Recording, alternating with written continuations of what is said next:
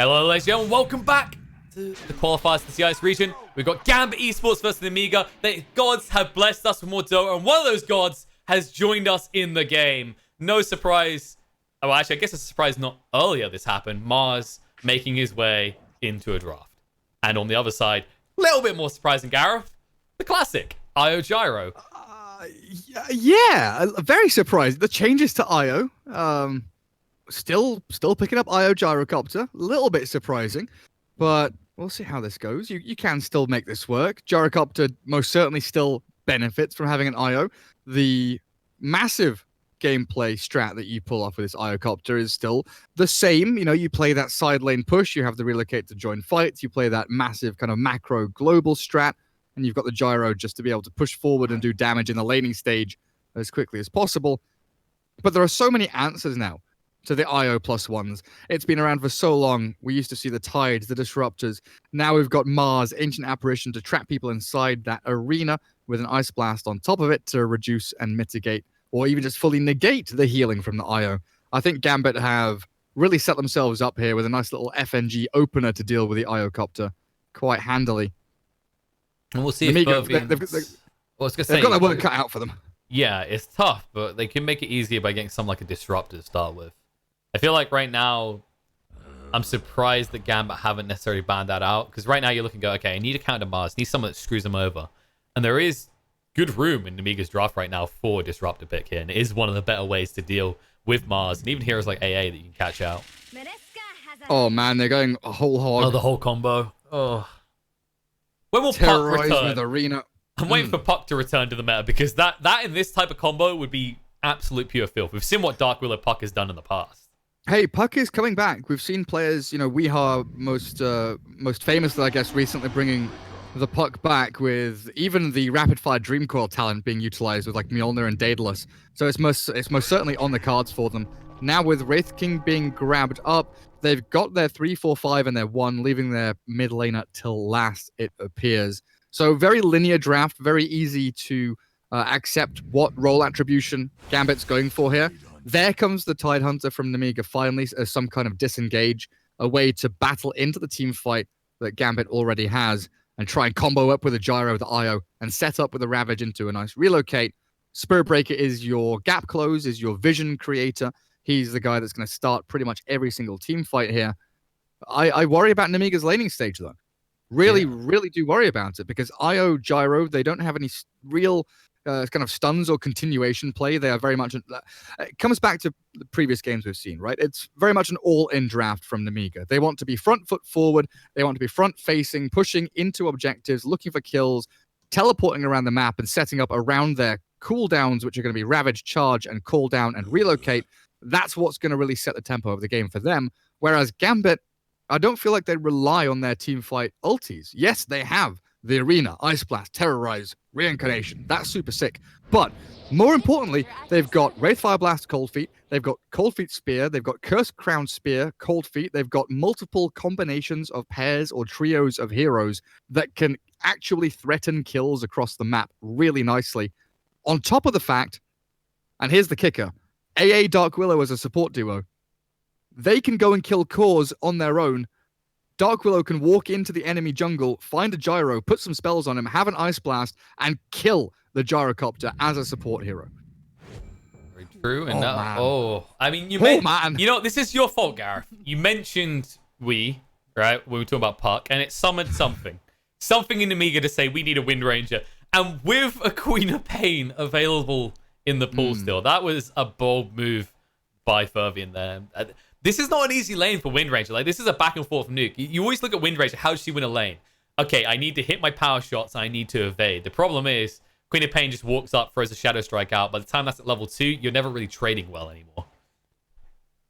Yeah, Wind Ranger does have slightly better like attack animation. I think base damage is pretty much dead even between the two of them. So it's going to come down to early Mantles of Intelligence. It's probably going to be the 2 Mantles plus Circlet build from both players, I would imagine, just to try and get early advantage in the CS. But this is for sure going to be a skill-based matchup, depending...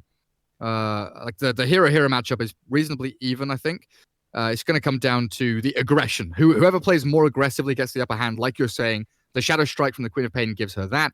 But you also have the ability for Wind Ranger to put pressure on with nice power shots, as well as that Spirit Breaker charge coming in to alleviate some of the pressure that most certainly is going to come from Immersion's Dark Willow. Definitely feels like a scenario where if Atho overplays his hand, gets a little bit aggressive, blinks in, it can instantly be punished. Like, even a Spirit Breaker TP to mid and then instantly charge, and you can actually look for a kill. So it's definitely going to be a volatile lane. These two, not exactly known for being tanky and able to take a few hits. But when you look beyond that lane, you know, like, I think right now, when I saw Nemiga was drafting, I was like, you've got the Tide. And I looked around, it's like, you got all this global presence, right? This ganking power. But no one wants to jump a Tide. At least now you've got something that Gambit are willing to jump on and try and kill. I'm just worried it's going to die a little bit too fast in the shape of a Wind Ranger. Yeah, Wind Ranger, Io are the two primary targets, right? You think about who the Queen of Pain wants to jump and blow up, it's definitely those two. I'm just looking at this draft, though, and I feel like Gambit has an additional advantage in the fact that they can go aggro try, or at least they can try lane around their Wraith King in either of the side lanes without losing out on anything. They don't mind too much about putting Mars in a 1v1 against Tide. Normally, you think that, you know, Tide in a 1v1 against a melee, Tide slams it. But there are a couple of lane matchups, such as Centaur and I believe Mars, where through their skill sets and through the ability to manipulate creep waves equal to or greater than the way in which Tide does with Anchor Smash, they can not out CS, but they can keep the balance. You know, they can trade farm decently and just turn it into a farm lane. Whereas this Gambit side, if they try lane into you, Wraithfire Blast, Cold Feet, Curse Crown, Bramble Maze, that is a shitload of lockdown and a lot of damage that's going to come your way. Definitely a lot of tugs for Tide. And actually, I'm trying to look at the potential slow part here, because there's one thing we can say about the new Spirit Breaker. It's almost funny to watch when they get hit up by a slow. And there are decent slows here, right? With the AA especially. Like, he can screw up your charge potential and give your teammates enough time to stun him up. The Spirit Breaker is not really likely often to be that front liner that threatens through this laning phase, other than if Queen of Pain overplays in mid. Yeah. I do like that the Chosen One's gone for Stout Shield. There's often arguments about this because Stout Shield and level 2 Kraken Shell don't really play well to, you know, between each other. You don't really need a Stout Shield once you get level 2 Kraken, but with the way that Tide is played nowadays, with Gush to secure range creeps, Anchor Smash to try and lane control, very often we see this kind of 1-0-2 build and then transition back into Kraken. So Stout Shield is definitely valuable as the Tide. Oh my god, look at it go, like, already. I think he regrets not having Kraken Shell, because he at least would have got one dispel from that, just about. Didn't even get that chance. First blood drawn, runes picked up, and Gambit, they get 3 or 4? 3. Yeah, Astral got 1. Still, fantastic start for Gambit. And they instantly just transition it. Immersion goes top, because there is a lot of kill threat with this combo, right? You root someone, and then you get in position to impale them. And this is the thing that I was explaining at the end of the draft. They've got so many different combinations and permutations, right? Every single way they put their lanes is strong in one way or another. They've got multiple heroes that complement and play off the back of each other with stuns, damage, disables. It's all good for Gambit. Whereas Nemiga are very locked in. Io needs to be with Gyro. Tide needs to be in one of these side lanes. Wind Ranger needs to be in that mid lane against the Queen of Pain. They don't have the same kind of adaptability or the options to transition their heroes into different positions. Fervian will drag the wave across to try and give his Tide some experience and a little more gold from this bottom lane. Not taking too much damage from FNG on his way through, so that's all fine and dandy for him. But I think bottom lane is going to be reasonably safe. Top lane, we should see some aggression coming now, actually. Yeah, already a bit of pressure there. But I want to keep eyes on my eyes anyway on mid lane. That's where I'm going to be watching KP. I don't know about you. Anyone who, well, I know you're a mid player. I know you got a lot of favorability towards it, but this is the type of lane that if anyone gets just a 1-level lead, the aggression that can be applied can ruin everything. And, you know, the more important part is listening for the roar of a certain cow every once in a while. Yes, that's going to be the deciding factor. You can see already the double mantle circlet, they're both going identical builds. They both have identical base damage. We've got a Fairy Fire on the Queen of Pain. That's a Fairy Fire on the Wind Ranger, so we're all good. You were right. Don't doubt yourself, all right? You got to believe in yourself, Gareth. You know, I just saw Queen of Pain with like +2, and I'm like, oh shit, oh god. No, they both have like identical builds, but the Queen of Pain is coming out on top 9 and 3, pressuring the Wind Ranger. And this is Alpha Ninja playing aggressively. I've been watching what he's doing, and it's very much just punch, punch, punch, click, click, click, while Wind Ranger has been trying to focus on CS a little more, which has been her downfall until Until a regen rune. You just got. You were right on it all, Gareth. You just got to believe in yourself. You know, we UK players, we now have UK players participating in the EU qualifiers, so we've stepped up. We can believe in ourselves these days. You can do anything you set your mind to. Absolutely. Even Mello can do anything he sets his mind to, if the rune gods praise him so, like they just did. Because let's be honest, right? If you didn't find that regen rune, Queen of Pain's won this lane. Like, it sounds like an early call, but it is that type of lane where that small advantage is the difference between winning and losing. Yeah. Afo is like, really? I put all this pressure on you and you found a regen rune. Just starts thumping his keyboard as the keys fly out everywhere. Then realizes he actually needs his keys to play Queen of Pain. It's not a Wraith King hero. That is ideal. Pull through top, contested by Gyro Io, but they've got to be very wary of the level 2 here on Mars and Willow. They do have kill threat on them. Charge bot. Go on a Wraith King. They were just trying to stop the cold feet harassment coming out. But this does not feel good. When you're a Spirit Breaker, if you look at your lane and go, I think I'm going to be contained to this lane for over 6 minutes. There's kind of a frown emerging on your face as you realize this might not have been the best hero to pick. Yeah, think about the previous game with the Earth Spirit, right? Very similar situation, where mid lane isn't a lane they can really move to. Spirit Breaker ganking the Queen of Pain is incredibly difficult when she can just blink behind her tower and maybe even turn and get a counter kill or a cross kill. I mean, look at this ward as well. Like, this ward is perfect because you'll see any rotation before he never attempts. You see him charge on FNG now, but the Bash Love isn't there. It kind of feels like, you know, when you watch one of those zombie movies, like, we must survive the night. That's when they're worst. It's the other way around. It's like, we must survive until the night. That's when they're not as bad.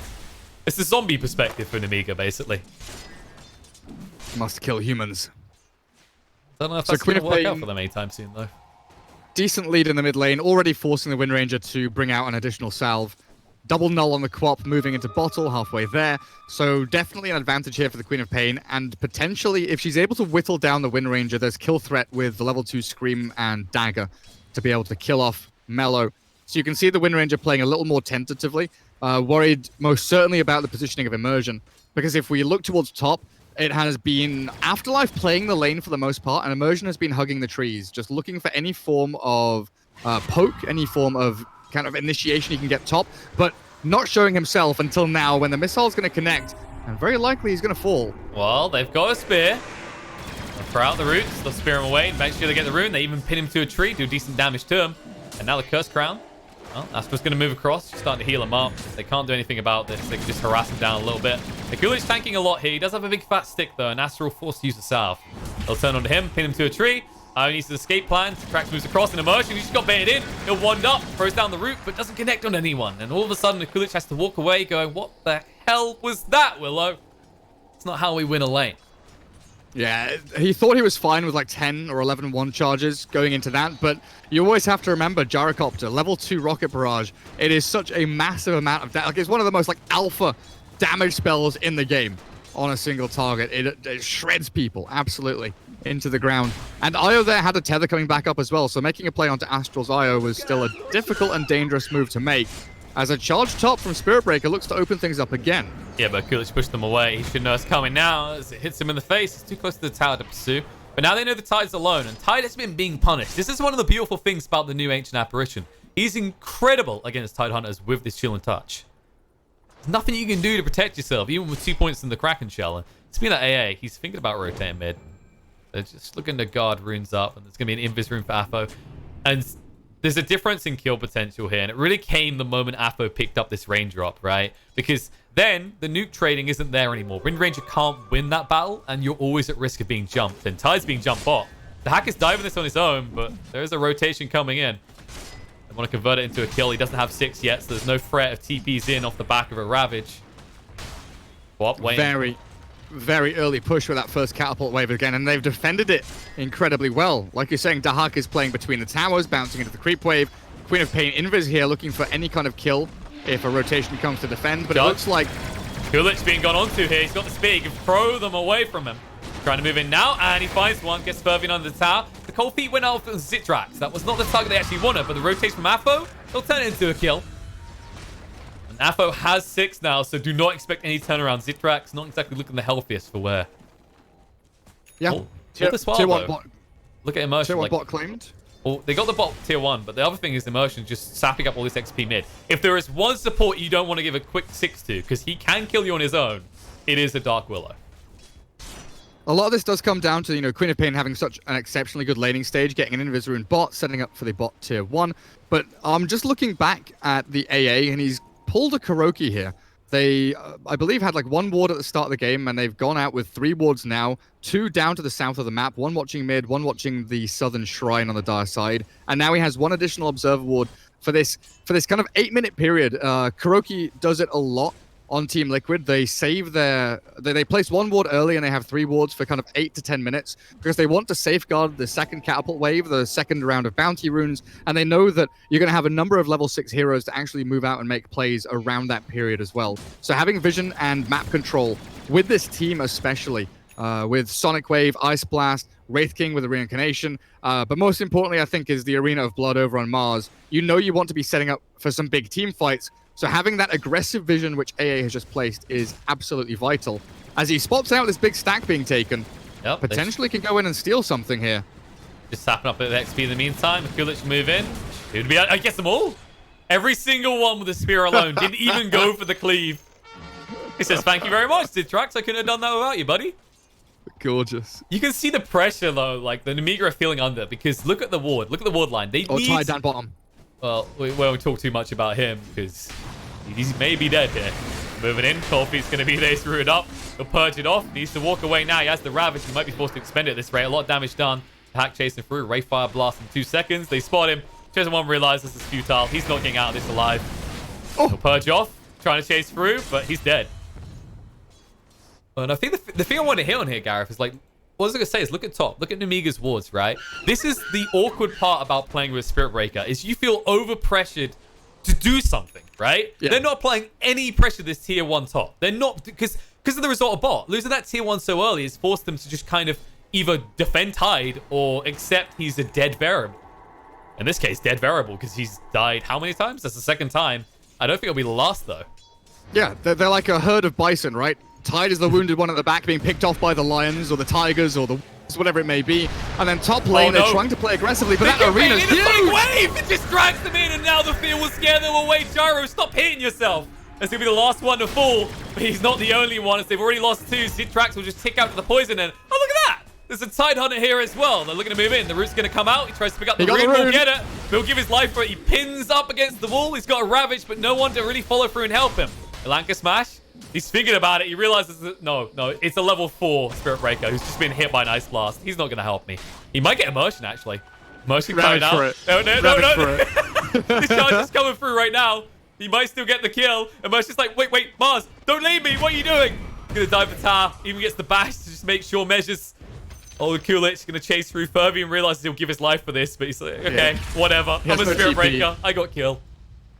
Man, you're walking into a Mars there under a tier 1 that can set up with that arena so perfectly. We've talked about it.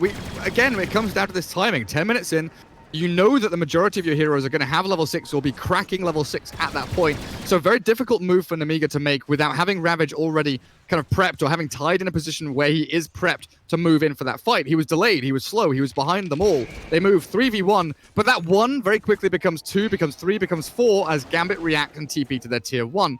Alpha on this Queen of Pain has been incredibly active. Move from the mid lane to bot, to top, back to mid, to top again. He's like an Old Spice commercial, only in Queen of Pain form. He is jumping around, creating havoc and action wherever he moves. And it may have given the Wind Ranger an avenue back into the game CS-wise. Wind Ranger has caught up quite nicely, now has the Javelin done. But XP even. In fact, in favor of Aphro is bad. And they'll smoke up now. Exactly. And, well, you mentioned they're a little bit like Bison. That was kind of like watching Bison discover Europeans' rifles for the first time in America back in the colony days. And now the arena, not as good as the last one. They're thinking about using the Never Strike, but they've pinned Gyro, so you can't get involved. And Aphro with a DD. Astral just taking too much damage here, of course, as he tracks away. Ice Blast across misses. The hack will move away. The stun. Going on to 2 there. Pervian, he did use the Never Strike. The Nova. They get the kill into AA, but that's not good enough. The Flat Cannon will scare them off, but they're hanging around here. Aphro has moved towards mid. He should be able to get this tier 1, actually. Gets a D-ward as well. Yeah, the Queen of Pain with the DD nearly gets the IO in the back, and if that had happened, they could collapse and maybe force the capitulation of the Dire team, but the fact that Sonic Wave was on cooldown for 13 seconds when the Queen of Pain arrived, The Mars ulti, I'm not going to say it was bad. I would argue to say that it was a good ulti, even if it didn't catch anyone inside. Just thinking about the positioning of it, around the trees, forcing the retreat, or at least forcing the reposition of the Dire team, so they couldn't chase onto that two-man shackle, which the Wind Ranger caught Wraith King +1 on the north side of the fight. It forced Nemiga to rethink and repurpose their tools into maybe a more unfavorable position. Like, the Queen of Pain arrives, it's like, well, this fight's over. Everyone's just going to run away. And that favors the Radiant team because now their cooldowns are back up. They didn't lose anyone, and they can keep that pressure up.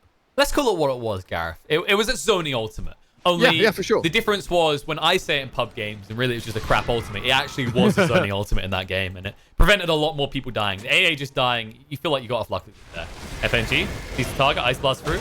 Mellow hit up by it, gets through it as well. Man. Oh, he is so dead here. So the Shadow Shot isn't going to land anything. They didn't even need the Sonic Wave to get the kill. And now they can take the tier 1 tower.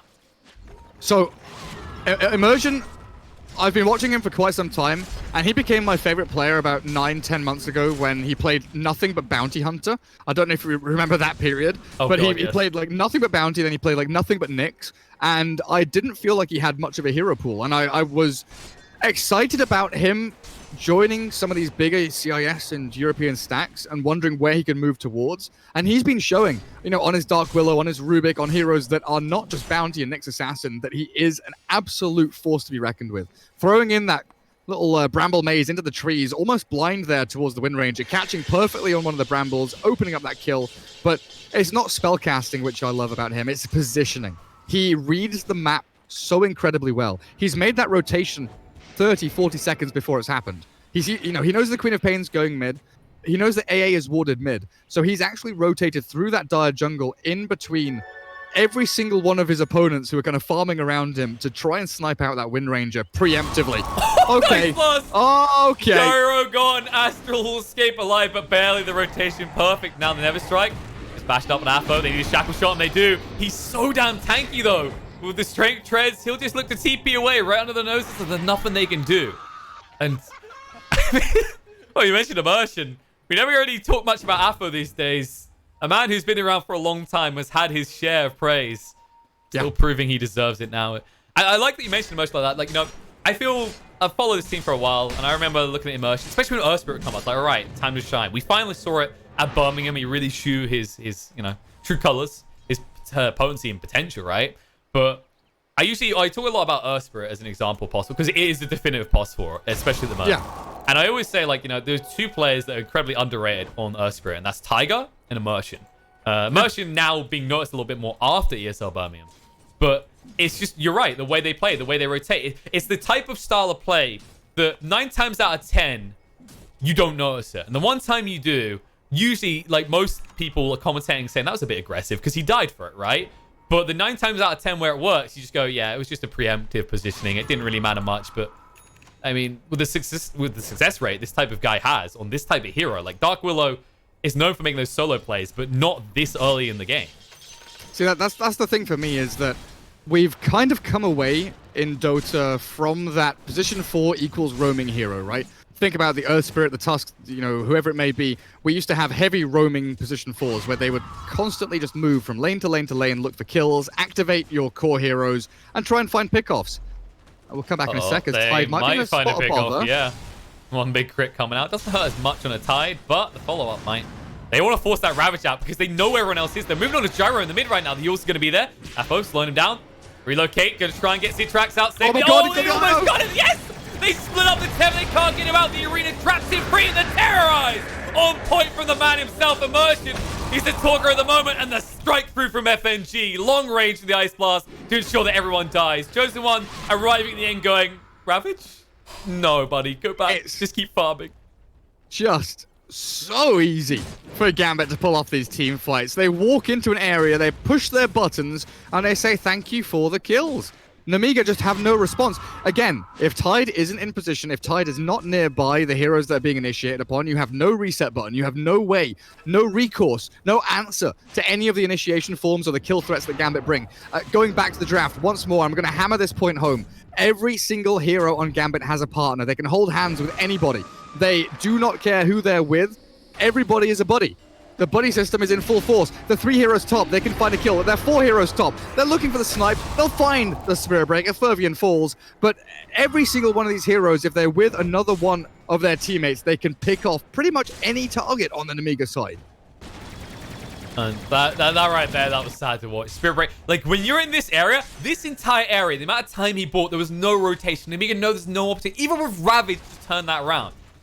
Oh, there's Spirit Breaker. In that situation, you can kind of see and feel the momentum that Gambit has. Nemiga realized they need to buy more time, but the problem is, you know, to buy that time, you're going to have to offer something up as tribute, and I'm not sure how long Gambit are just going to be happy eating beef before they turn to cannibalizing humans on the gyro. I think they've got Blink Dagger on Mars now, Blink Vlad's, so he's even more ready than he has been before. If he gets 3 down bottom, he might get them. It's a blink. Oh, no, he doesn't say Chosen One, but Chosen One's left now. Now they catch another 2. The Yules is there, and he actually throws out the spear early, but here comes the Terrorize! And they are fearing for their life, but they can't run away quick enough. The 2 will die. And there are questions right now. Why was Chosen One the first one to TP away in that situation? But look at it again, right? It turns from 1 hero into 2, into 3, into 4. The macro movement here from Gambit is matching... It's not just matching, it's destroying the macro movement that I expected from Nemiga. With Spirit Breaker and Io, he's meant to be relocating and charging across the map. But with Blinking Queen of Pain, they're fine. Oh, Shackle Shot, it's good. The Ravage doesn't connect with the Mars, though. Looking at Queen of Pain, they'll get rid of the Power Shot. Cleave pushes them into the roots, and they'll be able to retreat away. They find a big kill. But for a Ravage, you were really hoping for more. But at least, finally, we saw Ty commit one. Oh, no, they might have overcommitted. Pushed back, charge forward. Fervin going in on the Kulich right now. Blink away, though. Says, follow me deeper if you dare. They're going to turn around, look under the supports. But Fervin has got the Never Strike. Hits on immersion. He's so tanky with that bracer, though. FNG, he's swinging out, turn around. He has the Ice Blast to work with. They could go for this quite easily. The Shackle Shot connects with the creep. Holds Master Place. Cooldown comes through. Ice Blast. Here it comes. And Wraith King has arrived. The hack. Moving in. The stun goes out. Citrax can't be healed up right now. Curse Crown coming out. They're going to run him down and kill him off because the Radiance is burning him. The irony of both fire and ice converging as they move in the Mars. He's going to go with the arena. Mellow. He's just going to run around in circles. Many Hills theme tune is playing, but not for long. As he gets pinned to the wall, he'll be killed off next. And control is fully in Gambit's hands as Nemiga look like a bunch of headless chickens. Man, this is a kill squad, death squad. It's the Death Eaters on Gambit's side. They're just teleporting and appearing out of thin air. All of a sudden, you're looking into this beautiful scenery of trees and river and mountainous areas, and all of a sudden, there's 4 heroes on top of your head. They blink in, they catch you, they kill you, they cast their spells in with Terrorize into Mars Arena, Sonic Wave on top of Ice Blast.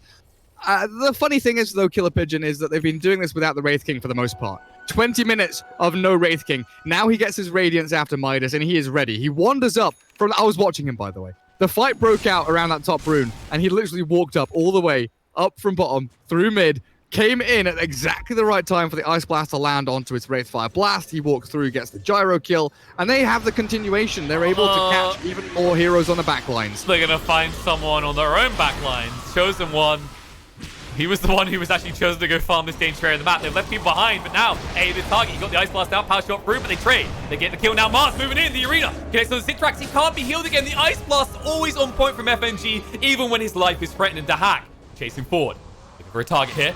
Afo looks under Astral, gonna get him low. Yule's gonna come out. Mello might get away, or will he? They're chasing forward. Won't be able to find him quick enough. Astral dies. They're actually chasing in. Afo really wants. He's got the Sonic Wave. He's like, why not, guys? Deeper. Keep going. Mars blink. Sonic Mars Wave. blink. And Mars Mello, blink. he wants the kill. There it is. Gets the cleave, and it's a triple kill for Older Kulich as they dove to the fountain for it. Good luck with this, Fervian. I would not advise that charge in. He really wants Afo. He's got Never Strike, but you can't commit heavily. He'll cancel it and move away. Yeah, Quap has Yules. There's no way that's committing at all. Skeletons, do we have the talent? We do not have the damage talent on Skeletons. Wraith King went strength instead. Well, they're moving in anyway. They will do decent damage regardless. It's going to be a charge out onto the creep wave with Fervian. They're just trying to reduce this damage being done because you're 21 minutes in. Both your tier 3 towers have taken a decent amount of damage from the creeps alone.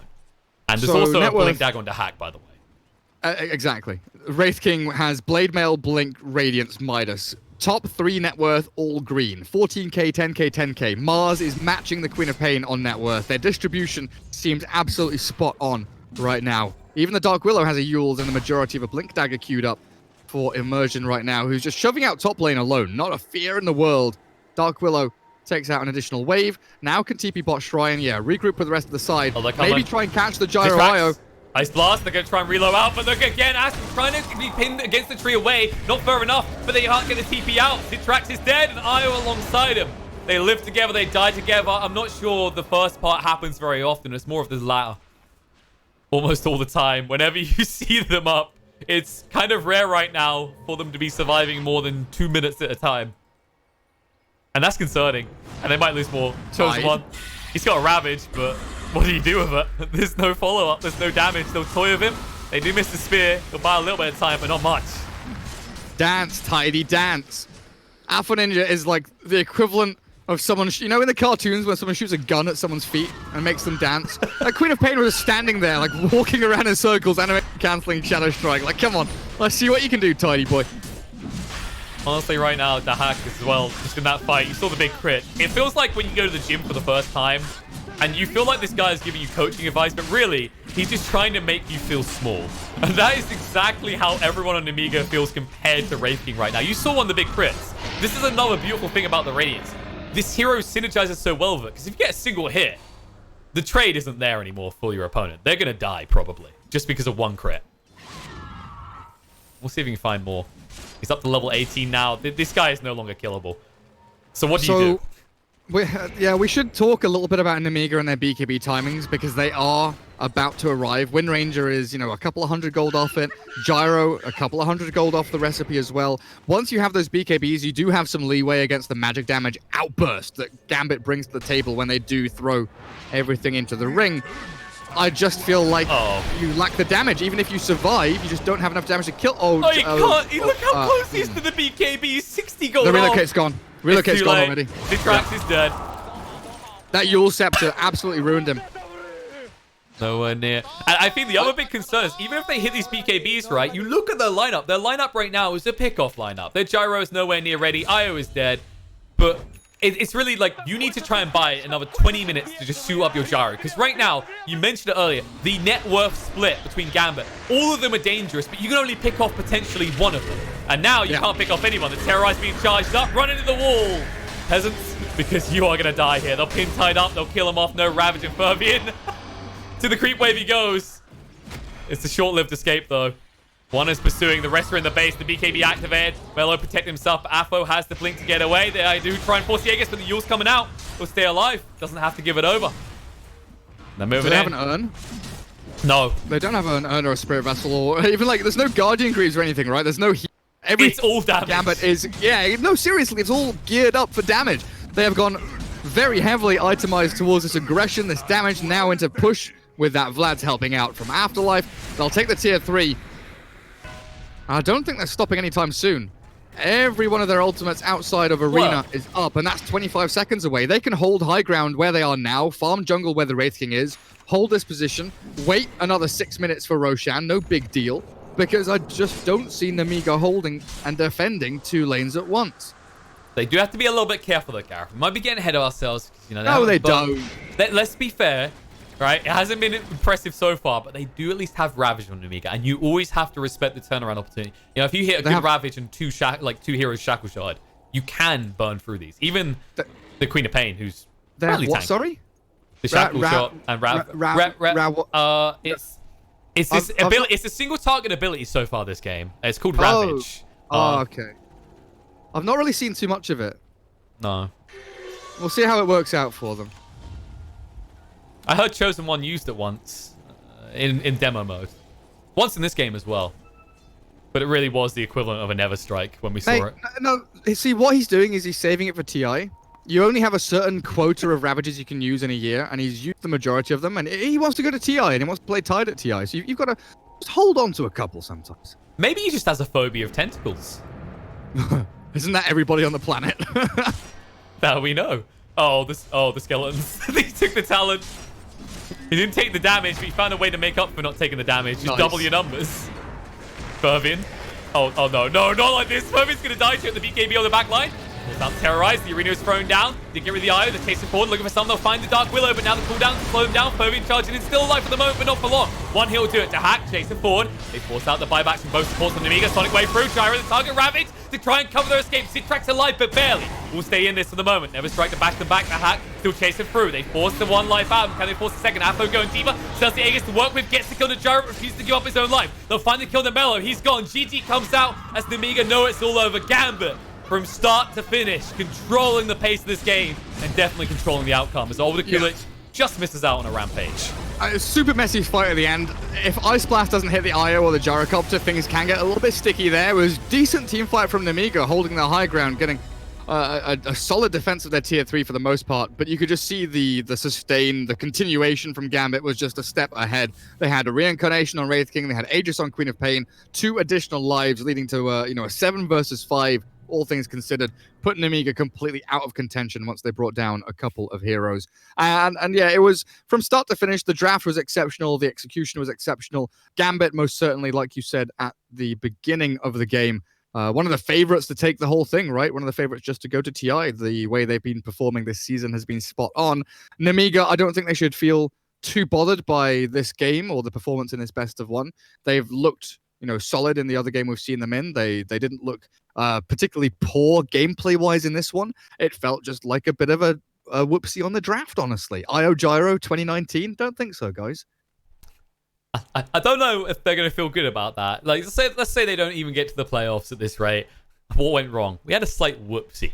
You're telling me a whoopsie cost us TI? Yeah, that's exactly how it's going. I mean, this is just surgical Gambit, though. This is what we've come to expect from this team. Has evolved so rapidly. And we mentioned it earlier when we watched Team Spirit. The shift over, bringing that captain into Gambit made all the difference. Yeah. It fixed all the mistakes they had, and it gave them this early aggressive game style that not many teams, especially tier 2 teams, I feel like no tier 2 team has really been able to match up against it. They've become so if you think about how Empire were positioned, a year and a half, 2 years, 3 years ago, they were always the gatekeepers, right? They were the team that you had to beat to go from tier 2 to tier 1. I think Gambit has replaced Team Empire in exactly that position. Well, as a result, they are looking pretty hot so far. But speaking of some mentioned teams, I believe we have got another game ahead of us. Team Spirit are up next, up against Fly to Moon. A roster we haven't really heard much of for a while now. When was their last game, honestly? Well, back when they were Windstrike, maybe? No, come on. It was more recently than that, dude. Oh, sorry. If we said notable game. I mean, they've got Always Wanna Fly, He couldn't leave the team. He realized that part of his name was in the team name. It just didn't make sense. But he is bringing in an interesting roster. We've seen a lot of pub stomping from Save, Flow, Shisui, and Arc are in that lineup. So it could be intriguing. But of course, you're up against Team Spirit, which we saw earlier today. They weren't looking too bad. They did lose to Team Empire, but Empire, it was more like, I think that game was more of a draft than anything else. Like, Spirit put themselves on the clock. So I think the question going into this next game is, are Spirit going to give themselves a backup plan if their lanes don't go right? Or are they going to do more of the same? It's a question I'm looking forward to answering, but it'll only be answered in a few minutes' time when we get into the draft for that game. You have to hang around until then to see what happens. I'm going to spoil it for you. What's going to happen next is ads. Enjoy your ads. Huh.